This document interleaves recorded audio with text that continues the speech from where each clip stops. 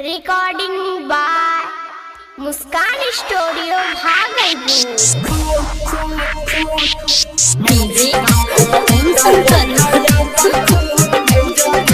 परसा हरबिंदा।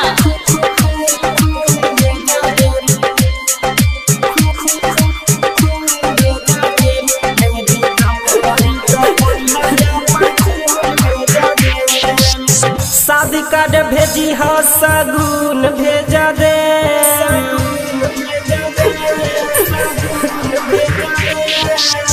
शादी कार्ड भेजी हा सगुन भेजा दे। मेहंदी कम पड़ीता बोली हा अपन खून भेजा दे। मेहंदी कम पड़ीता बोली हा अपन खून भेजा दे। डीजे ओम शंकर परसा हरबिंदा।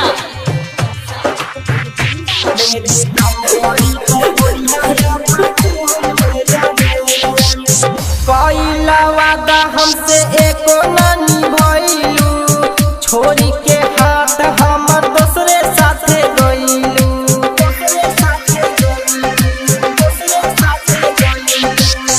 पहिला वादा हमसे एको ना निभइलू। छोड़ी के हाथ हमर दूसरे साथे गइलू।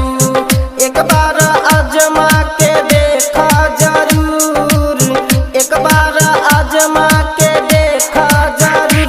मेहंदी कम पड़ीता बोली हा अपन खून भेजा दे।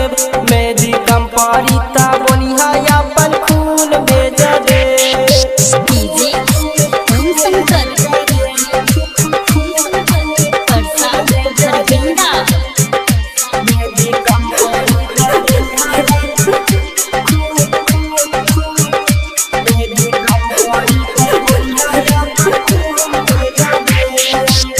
होते भोरे चल जाइबू ससुरा के ओरी। राइटर अनस दानी सुमित के छोड़ी।